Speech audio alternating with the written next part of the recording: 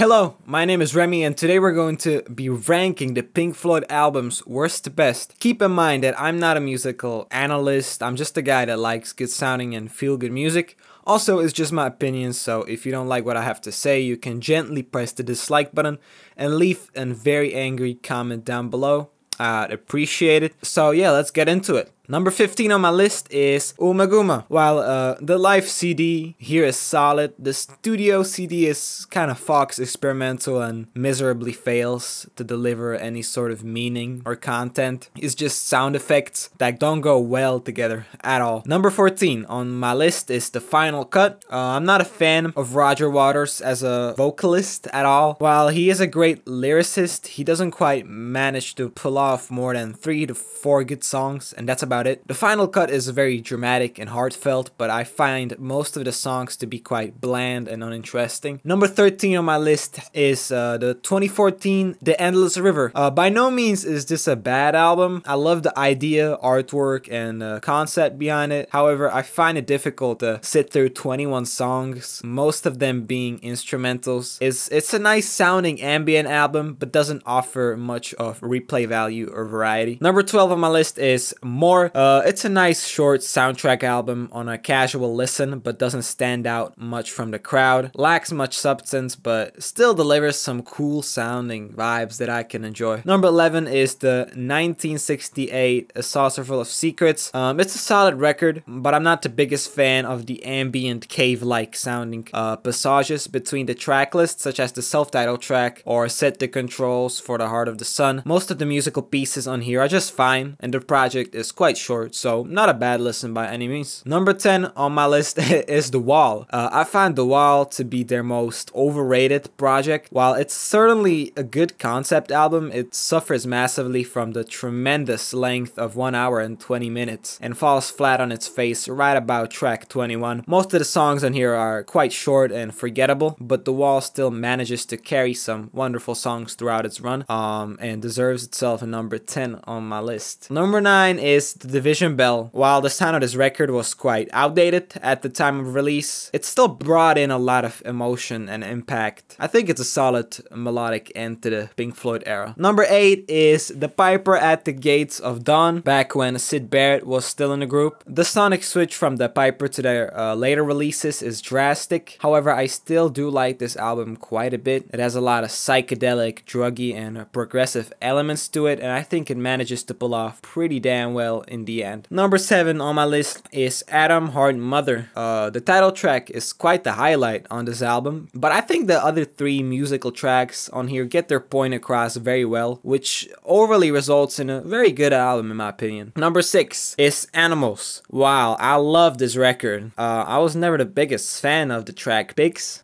which prevents me from putting this LP higher on the list, but nevertheless it's a pretty fantastic record, and Dogs is definitely an incredible track, as well as Sheep. Number 5 on this list is their 1972 Obscured by Clouds soundtrack. I love this album, it sounds incredible. When I apply my love for soundtracks to this, it's undoubtedly Pink Floyd's most overlooked masterpiece. The only track that I didn't really like was Free 4, but everything else is pretty fantastic and great sounding. Number 4 on here is an album that many people hate, absolutely despise, and it's called a Momentary Lapse of Reason. While it didn't make a huge impact on the outside world, in my opinion, it's pretty incredible. Not only is it miles ahead of Roger Waters' predecessor solo record, The Final Cut, but Gilmour also stays consistent with great guitar passages and a very pleasant, mystical atmosphere, while Mason does his thing as well. I don't know, I guess the concept just clicked with me. I just love Gilmour too much. The fact that he made this on a boat is pretty incredible too. I guess I just can't get enough of this album's mystery and excitement. Number 3 comes Meddle, an incredible LP from Pink Floyd. It's definitely their most chill and laid-back piece of work, but it definitely works perfectly if you ask me. Echoes is a masterpiece, while short tracks like CMS or Sancho Pace really bring that chill vibe to place. Not a miss, not a single miss on this record. Love it. Okay, number 2 on this long list is The Dark Dark Side of the Moon.